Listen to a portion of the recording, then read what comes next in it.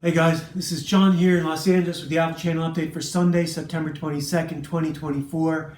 And today, before we do Johnny the Homicidal Maniac number 6, we're going to do the Yggdrasil deck. Today's card is Sigyn, Loyalty. Very beautiful girl. And she's got to be loyal to you, and you've got to be loyal to her. Loyalty is few and far between these days. People aren't loyal to their own tribe, not loyal to their own family, not loyal to the institutions, not loyal to their country. There's a lot of disunity out there today. That's why I'm doing what I'm doing. I'm working on a studio that we're all going to work together. Everyone's got stories to tell. It's not going to be just my stuff. I'm going to work on helping other people tell their stories. Today, we're looking at Johnny the Homicidal Maniac number 6. And this is one story I would love to see come to the big screen as an animated feature. Johnny the Homicidal Maniac by Jhonen Zasquez, who went on to do Invader Zim of Nickelodeon fame. So this is Johnny. He's just gotten up to heaven, and it's filthy. It looks like Detroit or Paris. It looks like there's blacks in heaven.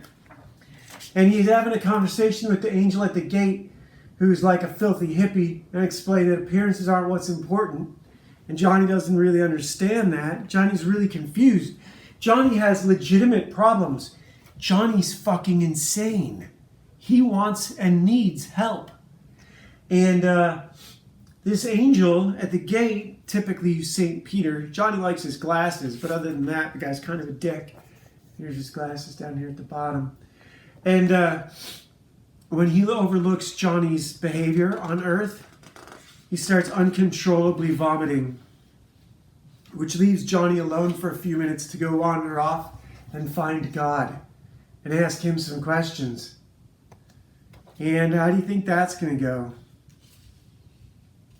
This is God up here in the chair. God likes to sleep. He's a fat Buddha of a God, and He is not interested in answering questions. It's the first thing they teach you about God. Do not question Him, because He doesn't have any answers, and you might not like them anyhow. So Johnny gets dealt with, and what do they do with him? Oh yeah, that's the next page. God doesn't have any answers. We do come back to this, but then we get a sort of quick interstitial where Johnny is talking to a victim. They're having a conversation. I'm trying to remember how this goes. Oh yeah. Johnny tries to kill this guy, but it takes a while. He's smashing into his brains. And then we get Johnny back in heaven. Here he's being escorted around the upstairs sort of part by this girl.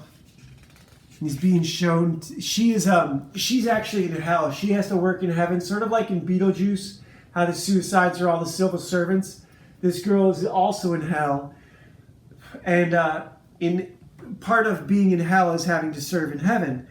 So she shows Johnny around and explains that the reason everyone's all quiet here is because they don't have any needs or desires. They have power, but they also have happiness, and they don't have any needs or desires. Whereas Johnny is not the same. Johnny discovers that he can blow up people's heads and sets about to creating chain reactions of blowing off people's heads. First he just fucks with this one guy, but then they all start fucking with each other, and you have a cascade of people in heaven nuking each other's heads. And they're all reborn a second later. So as soon as someone gets their head blown off, they come back and, turn about as fair play until this nun gets really mad and nukes everybody. Johnny gets this hostess in all sorts of trouble, and he gets kicked out. He asks if he can keep the coat. Oh wait, that's coming up. Here we have Jhonen Zasquez at home, and he goes on an adventure. So we're cutting away from Johnny in heaven. This is Jhonen Zasquez flying down to the 7-Eleven to get a slushie, and they're closed. This was a Johnny the Homicidal Maniac bit in issue number 1 or 2. And then it gets referenced again by some of his victims. And he has a fight with the Indian shopkeeper. He accuses him of being Satan and blasts his skin off. He gets the slushie. And who does he have to deal with after that? Oh yeah, aliens. He meets aliens. So Invader Zim was always in his immediate future. It was the Almighty Tallest. I think I called them the Almighty Highest last time. Anyhow, here's Johnny again, and he gets back to dealing with, now he's in hell, and he is introduced to the devil. He meets the devil. It's mostly abandoned because they're in a section of hell where no one's hanging out. I think John just didn't want to draw a bunch of hell people, while the devil explains that Johnny is a waste lock. Johnny's job is like any other lock, like an airlock or a water lock or, whatever. His job is to get rid of worthless people that build up in society. And he was put on earth for a reason. Johnny doesn't necessarily like this, and here we get a wobbly-headed Bob, and Johnny is now loose in hell, meeting some of his previous victims, going around, visiting places. He kicks the driver out of this car. He was someone that he had murdered.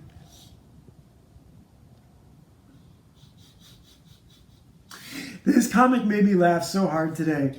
The actual gags are hilarious. The dialogue is fucking epic. It's really good. So here he is wandering around hell. He gets a new jacket. He murders the shopkeeper with the arm of a mannequin. Here he is shopping for a new jacket. This is a work of pure genius. So he meets the devil again. This time the devil's dressed as a cheerleader. And the devil explains that he has to go back to Earth. Johnny comes back to Earth with a new haircut. He's got these 2 little spikes.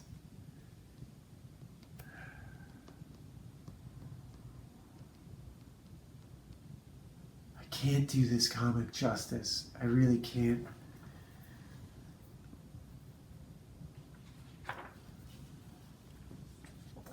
So until tomorrow, when we get issue number 7, the final Johnny the Homicidal Maniac. See, I thought John couldn't do this forever, but you really can't. I have a character named Desdemona. She's sort of a female version of Johnny the Homicidal Maniac. And I have a story for her, but it would have been pale comparison to this, and there's no point in ripping off someone who's done something so niche that it still doesn't get the attention it deserves.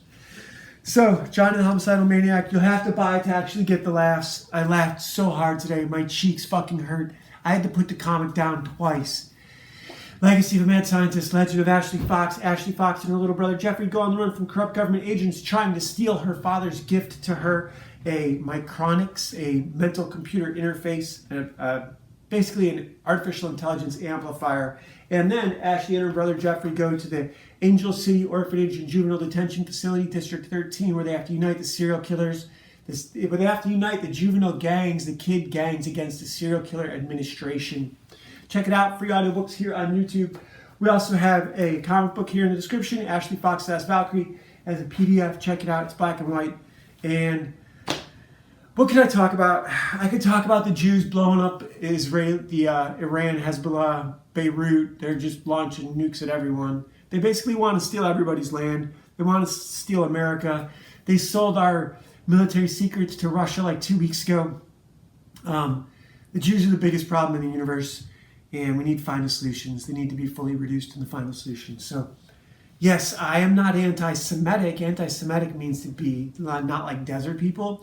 The Jews I'm talking about are the Eastern European, Khazarian name stealers. They need to be sent to Madagascar or fumigated. It's just what we need. we're going to have another race war over it. So, what else is going on in the news? Anything else I need to talk about? Not really. I don't really care. Politics are bullshit. The Jews own both sides. And Europe's having some fun. I don't know. All right, see you guys tomorrow.